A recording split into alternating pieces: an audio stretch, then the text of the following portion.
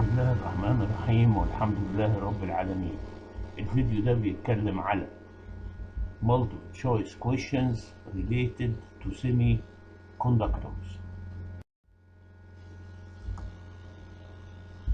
أول سؤال بيقول to obtain B-type crystal. أنا عايز B-type crystal.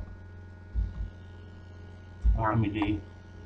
Inserting impurity of divalent atom in pure semiconductor crystal. لأ. Inserting impurity of trivalent atom. أنا عايز B type، يبقى inserting impurity of trivalent atom in pure semiconductor، يبقى هي دي الإجابة الصح. أو inserting impurity of tetravalent atom in pure semiconductor دي to inserting impurity of pentavalent atom in pure semiconductor crystal.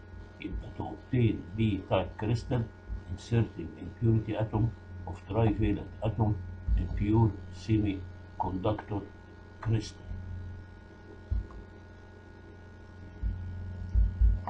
In N-type crystal, majority charge carriers are. In N-type crystal, majority charge carriers are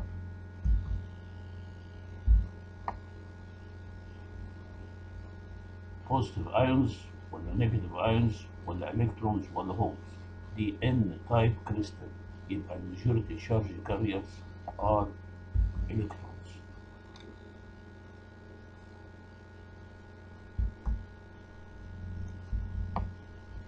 In B-type crystal, number of doped atoms equal concentration of holes. دي B-type crystal.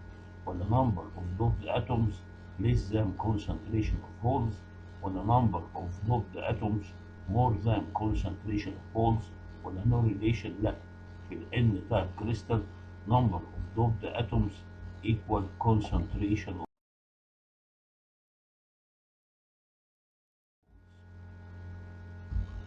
طيب the silicon crystal is doped with aluminum atoms at concentration 10 to the power 13 centimeter cube. دي الكونسنتريشن اوف doped atoms اللي هي هتبقى ده aluminum يعني trivalent، يعني عندي بيتا كريستال، يبقى دي equal the concentration of holes. طيب calculate the concentration of free electrons in the pure silicon crystal, knowing that the concentration of free electrons in doped crystal is 10 to the power 11 centimeter cube. دي التشويسز اللي عندي. طيب يبقى في عندي ايه؟ في عندي قانون بيقول ان ال N اللي هي الكونسنتريشن اوف فري الكترونز بتساوي NI سكوير، اللي هي البرودكت of concentration of free electrons and holes in pure semiconductor square divided by Na اللي هي النيجاتيف acceptor ions اللي هي equal the concentration of doped atoms in trivalent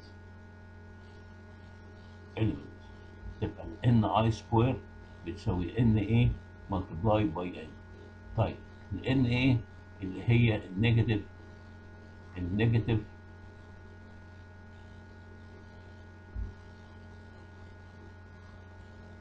acceptor negative ions، ال Na acceptor negative ions اللي هي بتساوي concentration of doped atoms اللي هي هنا الالومنيوم اللي هي 10 to the power 13 multiplied by N اللي هي concentration of free electrons. ديت Ni square اللي هي concentration of free electrons. هنا عندي knowing that the concentration of free electrons in the doped crystal is 10 to the power 11. يبقى هي دي concentration of free electrons in the doped crystal اللي هي 10 to the power 11. يبقى أنا عندي concentration of doped atoms اللي هي concentration of negative acceptor ions 10 to the power 13 اللي هي الكونسنتريشن of doped impurities اللي هي الألومنيوم type times the concentration of free electrons in the doped crystal is 10 to the power 11. يبقى concentration of يبقى البرودكت of concentration of free electrons and holes in pure semiconductor square is 10 to the power 24. يبقى NI اللي هي البرودكت بتاع concentration of free electrons and holes equal the root of 10 to the power 24 اللي هي 10 to the power 12 per centimeter cube.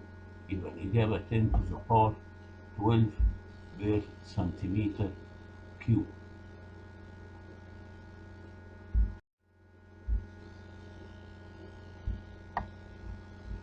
If the electrons of holes concentration in pure silicon in A electrons of holes concentration in pure silicon 1 times 10 to the power 10 per centimeter cube يبقى دي ال NI and phosphorus is added. الفوسفورس ده pentavalent is added with concentration 1 times 10 to the power 12 centimeter cube. Calculate the concentration of electrons and holes in such case given that phosphorus is pentavalent. The number of electrons N equal the concentration of positive donor ions اللي هي concentration of phosphorus is added in concentration of 1 times 10 to the power 12 اللي هي 10 to the power 12 per centimeter cube. يبقى concentration of holes equal Ni square divided by N. Ni square اللي هي concentration of electrons and holes in pure semiconductor.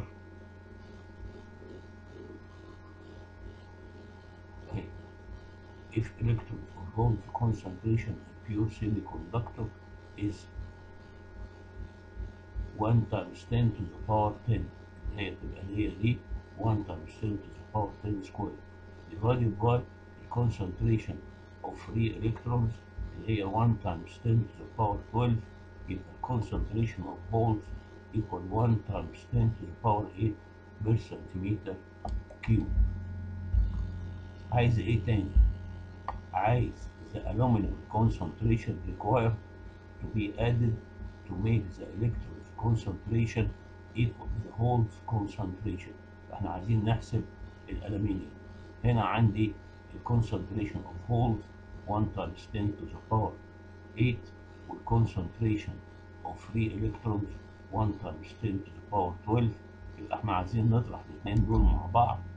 يبقى إذا الألمنيوم added هيساوي concentration of positive donor ions اللي هي concentration of electrons minus concentration of holes.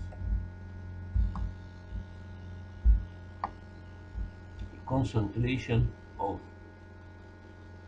positive donor ions is 1 times 10 to the power 8 اللي هي concentration of holes minus